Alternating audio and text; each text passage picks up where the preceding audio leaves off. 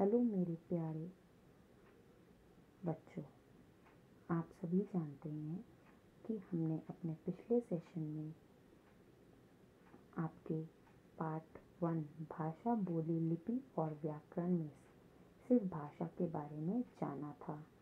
आज हम भाषा के पुनरावृत्ति के साथ बोली, लिपि और व्याकरण के बारे में जानेंगे।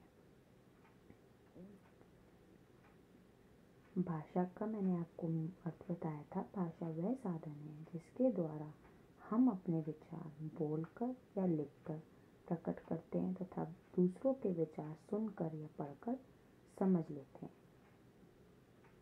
भाषा के रूप मौखिक भाषा और लिखित भाषा। मौखिक भाषा में जिस भाषा को बोलकर और सुनकर समझा जाता है उसे मौखिक भाषा कहते हैं, जिसमें एक व्यक्ति बोलता है और दूसरा व्यक्ति सुनकर उसकी बात समझ लेता है, वह मौखिक भाषा के अंतर्गत आता है। लिखित भाषा जिस भाषा को लिखकर और पढ़कर समझा जाता है उसे लिखित भाषा कहते हैं।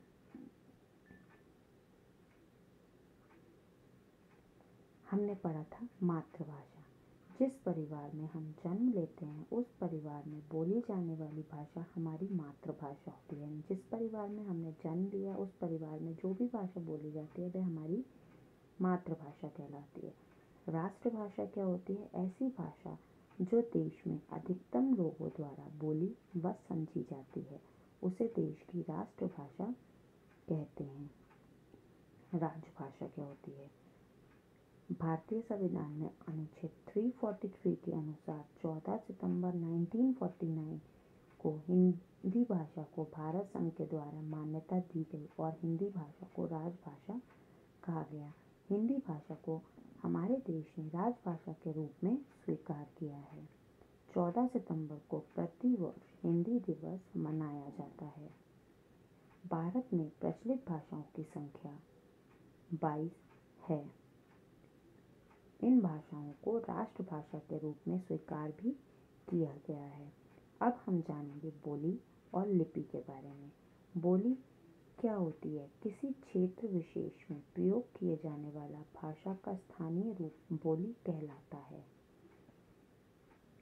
किसी भाषा अथवा उपभाषा के क्षेत्र में कई बोलियां हो सकती हैं। बोली का स्वरूप साहित्यिक भाषा से बहुत अलग होता है और प्रयोग क्षेत्र में उपभाषा से भी अधिक सीमित होता है, जैसे गढ़वाली और छत्तीसगढ़ी बोलियां।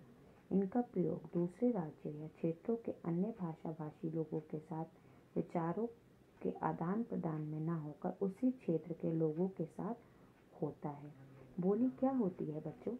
सीमित क्षेत्र में बोले जाने वाले भाषा के रूप को बोली कहा जाता है। अर्थात एक सीमित क्षेत्र में जिस भाषा को हम बोलते हैं वह बोली कहलाती है। जैसा कि आप जानते हैं, हम जिस क्षेत्र में हम रहते हैं वहाँ पर बोली जाने वाली भाषा बोली के अंतर्गत आती है। जैसे जिस क्षेत्र का आदमी जहाँ रहता है उस क्षेत्र की अपनी एक बोली होती है। जैसे कि हम उत्तर प्रदेश में रह रहे हैं, यहाँ की बोली हिंदी है, परंतु जो लोग राजस्थान, मेवाड़, जोधपुर के रान रहते हैं उनकी जो बोली होती है वो मारवाड़ी में होती है। वहाँ के लोग मारवाड़ी भाषा को जल्दी समझ लेते हैं। क्यों? क्योंकि वो उसी क्षेत्र के निवासी हैं। भाषा और बोली में अंतर। भाषा का क्षेत्र व्यापक है यानी कि बड़ा है, जबकि बोली का क्षेत्र सीमित होता है। भाषा का क्षेत्र तो व्यापक है यानी कि बहुत बड़ा है, जबकि बोली का क्षेत्र सीमित होता है क्योंकि बोली एक सीमित क्षेत्र में ही बोली जाती है। भाषा में साहित्य का सृजन तथा ज्ञान का संग्रह होता है। भाषा में साहित्य का भी सृजन होता है और ज्ञान का भी संग्रह होता है, यानी ज्ञान भी इकट्ठा होता है। परंतु बोली का क्षेत्र कथा किंवदंतियों तथा लोकोक्तियों तक सीमित रहता है। इनका प्रयोग हम सिर्फ क्षेत्र कथा में करते हैं, किंवदंतियों में तथा लोकोक्तियों में ही तक सीमित रहता है। किसी क्षेत्र विशेष में प्रयोग किए जाने वाले भाषा का स्थानीय रूप बोली कहलाता है। अब हम पढ़ेंगे लिपि के बारे में। जब मानव समाज प्रारंभिक अवस्था में था तो वह अपनी बात बोलकर ही अपना काम चला लेता था। समय के साथ जैसे जैसे मानव सभ्यता का विकास हुआ और उसके परिचित दूर दूर तक फैलते गए, तब तक उन तक अपनी बात पहुंचाने के लिए लिखित माध्यम ढूंढा गया।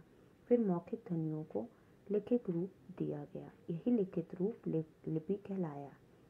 जैसा कि आप सभी जानते हैं, हम जिस भाषा को जिस ध्वनियों में लिखते हैं वह उस भाषा की लिपि होती है। जैसे अभी आप जिन अक्षरों का प्रयोग हम हिंदी में करते हैं, हिंदी में लिखते हैं, वो हमारी हिंदी की लिपि होती है, जिसे हम कहते हैं देवनागरी।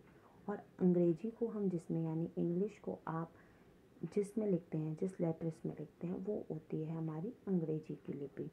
जैसे कि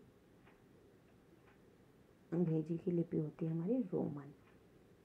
मौखिक ध्वनियों को लिखकर प्रकट करने के लिए जो चिन्ह निश्चित किए गए हैं उन्हें लिपि कहते हैं।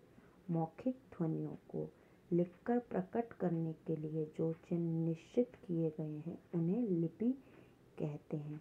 जैसे संसार में भाषाएं अनेक हैं, वैसे ही लिपियां भी अनेक हैं।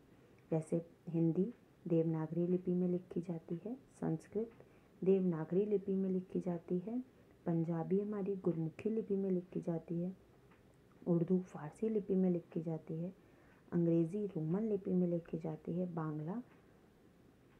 बांग्ला लिपि में लिखी जाती है।